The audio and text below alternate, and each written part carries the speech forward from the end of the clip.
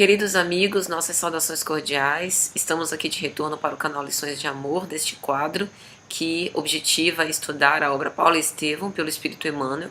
Estamos analisando agora o capítulo 7º, as primeiras perseguições, e essa é a segunda parte ou o segundo vídeo deste capítulo. Nós iniciamos no capítulo anterior, do vídeo anterior, a perseguição engendrada por Saulo de Tarso, que já houvera recebido a aprovação e aquiescência de Caifás, para ele, no exercício do seu dever, perseguir cristãos, sobretudo tentar desmantelar a Casa do Caminho. E já falamos um pouco sobre os esforços nele nesse sentido. A temática do vídeo de hoje é falar especificamente sobre a visita de Gamaliel à Casa do Caminho. Sabemos que Gamaliel é um rabino venerando, que é o grande orientador de Saulo de Tarso, né? Aquela figura flexível, amorosa, generosa, que Saulo de Tarso recebe as influências, nem sempre segue, mas mesmo com toda a sua intrepidez, sua coragem e um pouco de orgulho, ele acaba tentando fazer o meio termo e tentando atender Gamaliel em algo que não fuja exatamente dos seus próprios interesses, mas que também não o deixe de forma desconfortável com o próprio rabino. E então, Emmanuel vai narrar que Gamaliel visita a Casa do Caminho. Emmanuel vai dizer: João foi o mensageiro escolhido para o novo cometimento. Pedro olha para a Casa do Caminho, olha para as perseguições de Saulo de Tarso contra os cristãos e resolve apresentar as obras e toda a benemerência da Casa do Caminho para Gamaliel, a fim de que ele possa se sensibilizar com aquela situação e, de certa forma, entender que aquilo que eles fazem não é destruir a lei de Moisés, antes amparar os pobres e oprimidos, repetindo os ensinamentos do próprio Cristo. E aí Emmanuel vai dizer: Gamaliel não só recebeu cavalheirescamente o emissário, como também demonstrou grande interesse pelo convite, aceitando-o com a generosidade que lhe exornava a velhice veneranda. Gamaliel era um doutor da lei de muitos anos, um profundo conhecedor da lei de Moisés, e, não obstante o seu coração generoso, nele tinha ressonância a mensagem do Cristo. É lógico que isso não era o suficiente para que ele fosse arrebatado e esquecesse, digamos assim, de todos os ensinamentos da lei de Moisés, do seu exercício durante anos no Sinédrio, e se tornasse ou se convertesse em cristão. Mas ele reconhecia o grande valor com respeito às lições morais e às obras do Cristo, e no fundo, tinha mais vontade de se aprofundar nesses ensinamentos e de ver com seus próprios olhos todos esses frutos benditos do exercício do amor fraternal. Então ele aquece e vai.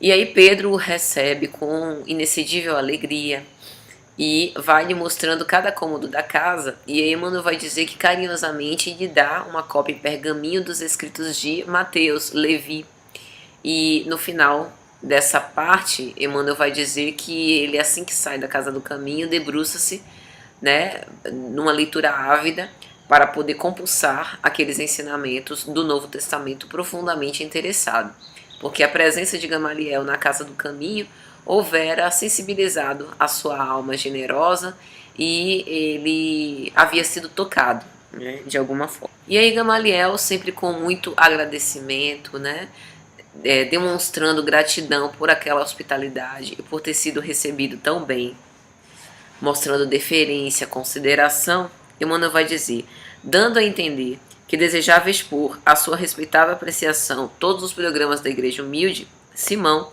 conduziu o velho doutor da lei a todas as suas dependências, E assim Gamaliel vai. É interessante esse quadro de Gamaliel e Simão Pedro, porque mostra que Gamaliel, assim como todo responsável por um alto escalão da autoridade, seja autoridade local política, religiosa, ele nos dá uma lição muito importante, que é a lição da humildade. Acima de tudo, da generosidade, da doçura, da afabilidade, do tratar bem, da deferência, da consideração, Gamaliel era humilde, porque ele reconhecia que ele, como doutor da lei, não era detentor, né, de tudo, ele não era fechado nisso. Ele sempre estava aberto para poder atender as pessoas, conhecer, até como um exercício da sua própria posição. E isso é interessante porque no momento em que a gente tem essa humildade, assim, a gente se deixa aberto, né, se deixa flexível, se deixa influenciar e fica suscetível a entender, a perceber, quem sabe até mudar de opinião sobre algumas coisas que a gente já tinha opinião formada, né?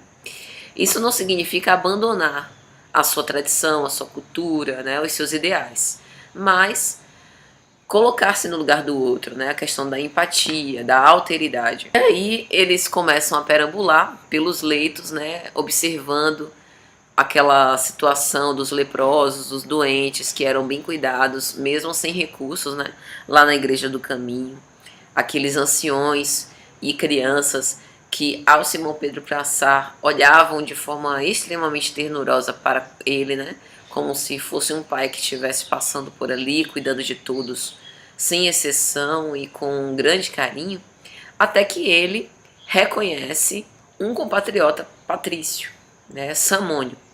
E aí ele diz: Samônio, tu aqui?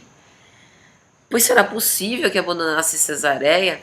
E aí Samônio, naquela situação periclitante, né? Imagine, você vive nos tempos áureos da sua mocidade com alguém, e aí no fim da vida, quando você tá detonado, né, tá com o corpo todo ulcerado, doente, sozinho, abandonado, sem dinheiro, longe dos seus convivas, né, esquecido, e aí você encontra alguém que lhe reconhece e que conviveu com você nos seus tempos de riqueza. É duplamente vergonhoso, né? Porque quando a gente conhece o estranho desconhece a nossa história, né? E aí a gente não se sente envergonhado pelo que a gente teve e hoje a gente não tem mais, né? Mas o que é interessante dessa lição, desse diálogo de Samônio com Gamaliel, é que a vergonha pelo que eu tinha e hoje não tenho mais, ela não tem razão de ser. A gente tem que ter orgulho no sentido de reconhecer o verdadeiro valor do quanto que aquela experiência fez a gente se melhorar moralmente, né? As experiências da vida, elas são as responsáveis, são o móvel da nossa evolução. Então, as experiências em si, elas não são importantes, né? Há muita gente que passa pela prova da riqueza e da pobreza, há muita gente que passa pela solidão, né? Digo, solitude em termos de relacionamento conjugal. Há muita gente que passa pelo casamento. Há muita gente que experimenta a maternidade, que não experimenta. Essas situações, elas não dão santidade por si só, né? Mas a forma como eu aproveito, né? O meu grau de aproveitamento dessas circunstâncias, isso sim é que vai fazer a grande diferença, né? Eu posso me tornar posso galgar muitos degraus na minha evolução em qualquer circunstância, né? Não é a circunstância quem vai fazer o anjo, digamos assim, né? Mas é o bom aproveitamento que ele dá.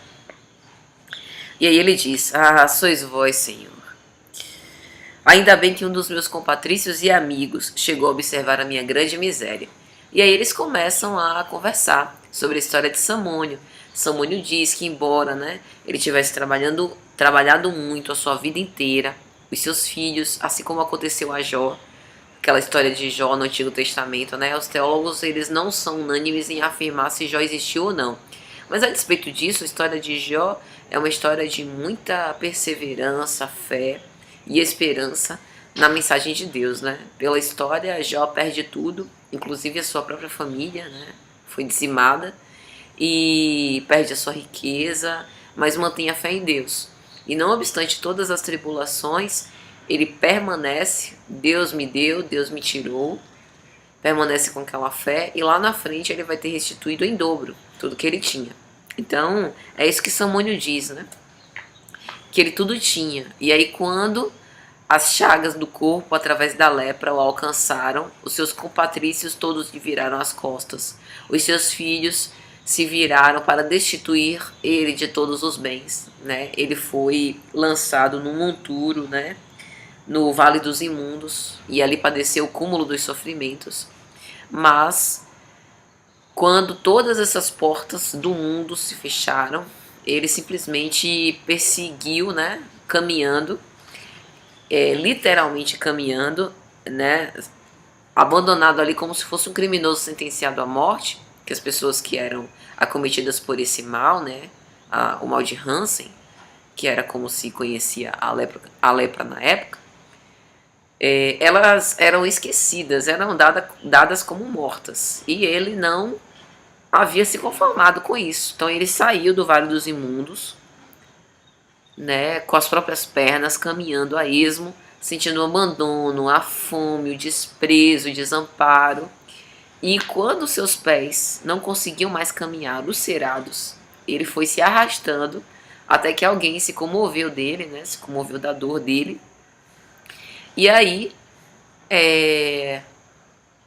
o levou, né, para a casa do caminho. Então, toda essa jornada de esperança, ele conta, né? Ele diz o quanto que ele recebeu de consolo fraternal naquela casa por aquelas pessoas que não conheciam, né? O próprio Simão Pedro, ouvindo essa interlocução entre eles, né, ouvindo essa conversa, ele mal sabia da história, né, daquele leproso. Eles se preocupavam em receber todos bem, né, em ampará-los dentro das suas muitas necessidades, mas eles não devassavam as questões íntimas, né, ou a própria história, porque isso faz parte de uma vivência emocional de cada um, né? Nem sempre a gente quer revelar, ainda mais quando esse passado nos causa ou foi forjado, né, em muita dor e sofrimento. Então Simão Pedro nem conhecia essa história, e isso é interessante. E aí Gamaliel, ouvindo tudo aquilo, analisava que talvez Jerusalém não estivesse considerando esses pousos de amor, não estivesse considerando o grande trabalho fraterno de assistência que os doutores da lei deveriam depreender e não faziam, né? Que o Sinédrio não tinha essa concepção justa com respeito ao serviço e ao trabalho destes grandes homens. E é interessante porque Gamaliel pensa intimamente. Muitas vezes eu sugeri às pessoas que procurassem a casa do caminho como recurso salutar para a salvação, mas ele mesmo não conhecia a extensão dos frutos, né? Agora, indo até o desamparo de um próprio compatriota, Patrício. E aí ele reconhece: sim, tens razão para agradecer o esforço dos teus benfeitores. E aí Samônio vai complementar: e também a misericórdia do Cristo. E aí eles começam a falar sobre o Cristo, né?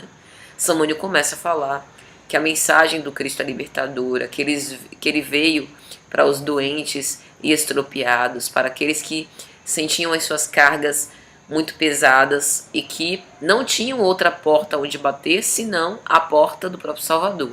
E aí o grande doutor da lei percebeu a sublimidade da mensagem do Cristo. Não eram só palavras, como os discursos no Sinédrio.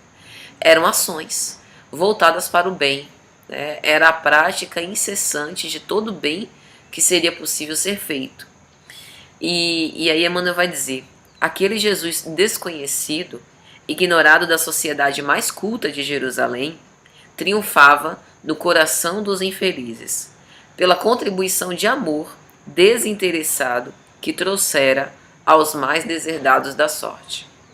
Então, não era possível apagar todos os benefícios que Jesus e os seus discípulos eram ali representantes. Aquela mensagem, ela não poderia ser parada, né, porque era uma mensagem que tinha repercussão com os desígnios mais sublimes do Criador. E ali eles estavam diante de alguém que, através da sua abnegação, devotamento e amor ao próximo, procurava viver esses ensinamentos, né? Mas Gamaliel não podia simplesmente abandonar anos, uma vida inteira voltada para a lei de Moisés e reconhecer o Cristo como Messias. Para ele naquele momento seria abandonar. Então ele responde: eu acredito que Jesus de Nazaré foi um modelo de renúncia em prol de ideias que até hoje não pude perquirir ou compreender, mas daí a considerá-lo o próprio Messias. Então não é que ele não quisesse acreditar, mas ele buscava elementos para equacionar a mensagem cristã com a continuação da mensagem de Moisés, a fim de que ele pudesse conciliar, ou melhor, fazer uma ponte entre o Sinédrio e a Casa do Caminho. E aí o Samônio começou a falar: Gamaliel, eu compreendo. Se eu estivesse vivendo na opulência e cercado dos meus familiares, sem essas chagas no meu corpo, talvez eu também pensasse assim. Como israelitas, vai dizer Emmanuel, amantes da lei de Moisés, nós temos esperado um Salvador na pessoa mortal de um príncipe no mundo. Contudo, essa crença há de prevalecer para a situação passageira. São ilusórios, preconceitos, esses que nos levam a induzir uma dominação de forças perecíveis. Então, a mensagem do Cristo é uma mensagem transcendente, porque ele é o príncipe da paz. Ele não veio para os reinos transitórios da terra. Ele veio para uma mensagem, para uma construção de um reino dos céus que não faz parte do mundo. É um reino dos céus que é construído de acordo com uma poderosa vontade divina. E aí ele vai falar, né? A dor é uma porta de iluminação.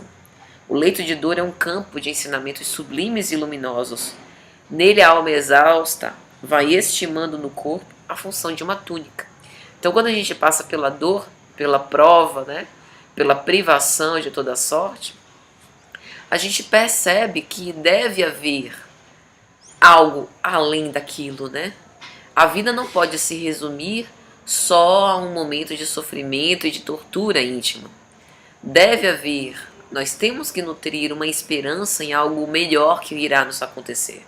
Então, o envoltório carnal ele é apenas uma veste, um instrumento através do qual nós interagimos com o mundo externo, com esta vida material, para poder transformar as nossas imperfeições morais em virtudes, para poder, através desse cadinho que é a Terra e são as experiências terrestres, nós possamos ressignificar aquilo que nos acontece, ter no nosso semelhante alguém que vai nos mostrar a nossa verdadeira iluminação, alguém que vai nos dar a oportunidade de exercitar o amor, a paciência, a benevolência, a caridade.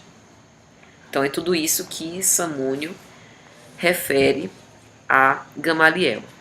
E aí Gamaliel, observando, né, e pensando, cismando mesmo sobre tudo aquilo, diz: meu amigo, talvez realmente você tenha razão. E ele sai profundamente tocado, né, profundamente sensibilizado com aquilo. E promete: eu estudarei o teu Cristo.